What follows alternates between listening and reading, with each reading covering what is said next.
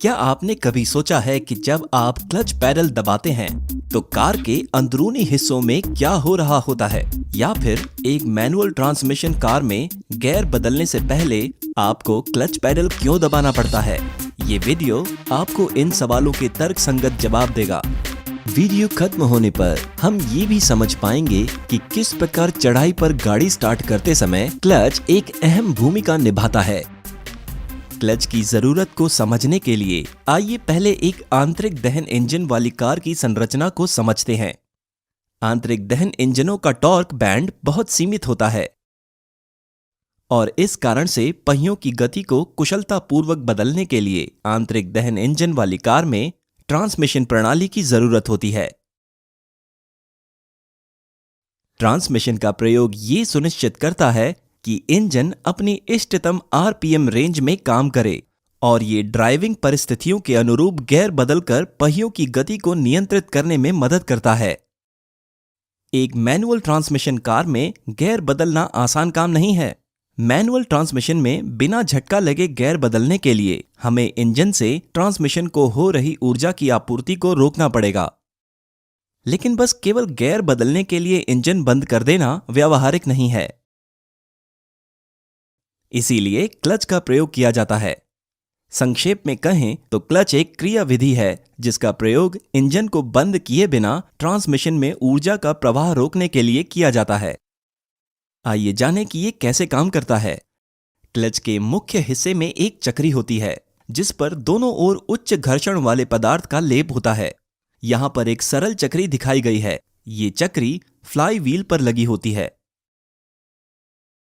अगर क्लच की चक्री पर कोई बाहरी दबाव पड़ता है तो घर्षण के कारण चक्री भी फ्लाई व्हील के साथ घूमेगी। ट्रांसमिशन का निवेशी कूपक इस चक्री से जुड़ा होता है ताकि जब चक्री पर बाहरी बल लगाया जाए तो इंजन की ऊर्जा ट्रांसमिशन प्रणाली में पहुंच जाए। ये बाहरी बल एक दाब प्लेट स्प्रिंग प्रणाली द्वारा लगाया जाता है जिसका आवरण फ्लाई व्हील के साथ मजबूती से जुड़ा होता है। तो दाब प्लेट क्लच की चक्री को मजबूती से दबाती है और ट्रांसमिशन प्रणाली में इंजन की ऊर्जा पहुंच जाती है। लेकिन यह सब कुछ तब होता है जब सामान्य तरीके की ड्राइविंग की जा रही हो। तो फिर क्लच की सहायता से ऊर्जा वियोजन कैसे काम करता है? वियोजन के उद्देश्य से दाब प्लेट के संयोजन में एक विशेष कमानी या स्प्रिंग लगाई जाती है। इस स्प्रिंग को डायफ्राम स्प्रिंग कहते हैं। डायफ्राम स्प्रिंग को बेहतर तरीके से समझने के लिए मान लेते हैं। डायफ्राम स्प्रिंग की गति वृत्त के चारों ओर निश्चित है। इस स्थिति में अगर आप स्प्रिंग का केंद्रीय हिस्सा दबाएंगे जैसा कि यहां दिखाया गया है तो इसका बाहरी हिस्सा इसके ठीक विपरीत दिशा में घूमेगा। डायफ्राम स्प्रिंग दाब प्लेट और आवरण के बीच में लगी होती है। इस व्यवस्था को बेहतर तरीके से समझने के लिए आइए इस संयोजन का दूसरा भाग देखते हैं। डायफ्राम स्प्रिंग का बाहरी हिस्सा दाब प्लेट से जुड़ा होता है। इसका मतलब है कि यदि आप आंतरिक हिस्से को दबाएंगे जैसा कि यहां दिखाया गया है तो दाब चक्री घर्षण चक्री से दूर हट जाएगी। इस प्रकार ट्रांसमिशन को ऊर्जा का प्रवाह रुक जाएगा। जब आप क्लच पैडल दबाते हैं तो बिल्कुल ऐसा ही होता है। एक द्रव चलित प्रणाली क्लच की गति को डायफ्राम स्प्रिंग के केंद्र तक भेजती है और जब डायफ्राम स्प्रिंग दबा हुआ होता है तो ऊर्जा का प्रवाह रुक जाता है।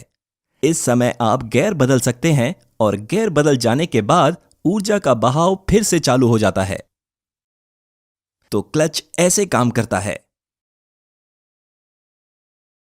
एक वास्तविक क्लच में आप एक कुंडली कमानी देख सकते हैं। इस कमानी का क्या काम है? इनका प्रयोग इंजन शक्ति से पैदा होने वाले उतार चढ़ाव और कंपन को सुगम बनाने के लिए किया जाता है।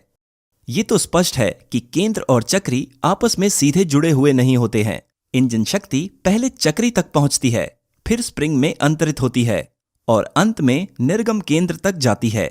इसका मतलब ये हुआ कि स्प्रिंग इंजन से पैदा हुए ऊर्जा प्रवाह के ज्यादातर उतार चढ़ाव को खत्म कर देती है और वाहन की गति और अधिक सुगम हो जाती है। अब मैनुअल ट्रांसमिशन कार चलाने में अत्याधिक महत्वपूर्ण और कठिन कार्य का पता लगाते हैं। यानी चढ़ाई पर गाड़ी स्टार्ट करना। यहां तक कि एक बिना हैंड ब्रेक वाली कार में भी चढ़ाई पर गाड़ी स्टार्ट करते समय आप इस तकनीक का प्रयोग कर सकते हैं। इस तकनीक में चढ़ाई पर गाड़ी चालू करते समय पहले तो दोनों ब्रेक और क्लच पैडल दबाए जाते हैं जबकि इंजन चालू रहता है। अब क्लच पैडल को धीरे धीरे थोड़ा छोड़ते हैं जब तक कि आप क्लच काटने की आवाज महसूस नहीं करते। आप इसे अपने पैरों में महसूस कर सकते हैं। ऐसा लगेगा जैसे इंजन कांप रहा हो। इसके बाद अगर आप ब्रेक पैडल को छोड़ भी देते हैं तो भी गाड़ी आगे नहीं बढ़ेगी। आधा छोड़ा हुआ क्लच ब्रेक की तरह काम करेगा। अब आप गैस पैडल दबा सकते हैं और गाड़ी आगे बढ़ने लगेगी। यहां बड़ा सवाल यह है कि आधा छोड़ा हुआ क्लच ब्रेक की तरह कैसे काम करने लगा। ये ब्रेक की घटना कुछ और नहीं, केवल बल संतुलन का खेल है। पूर्ण बल संतुलन की स्थिति में गाड़ी आगे नहीं बढ़ पाएगी और गुरुत्वाकर्षण पहियों में स्थैतिक घर्षण बल के बराबर होगा। एक अन्य बल संतुलन ने गाड़ी के पहियों को घूमने से रोका है। वो है इंजन का अग्रवर्ती बल और उतना ही स्थैतिक घर्षण बल। जब आप क्लच को थोड़ा छोड़ देते हैं तो ये क्लच बाइट के लिए संतुलित होता है और आप अनजाने में ही इन सारे बलों को संतुलित कर रहे होते हैं।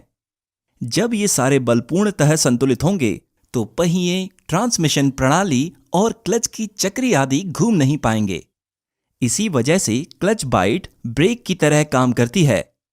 लेकिन याद रहे, घिस रही सतहों के बीच घर्षण बल इंजन को आगे बढ़ाने वाला बल पैदा करता है।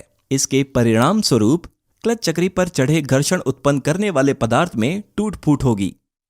हम आशा करते हैं कि ये वीडियो एक बेहतर इंजीनियर और एक बेहतर ड्राइवर बनने में आपकी मदद करेगा। हमारी शैक्षणिक गतिविधियों को patreon.com पर सपोर्ट करें और सब्सक्राइब करना न भूलें। धन्यवाद।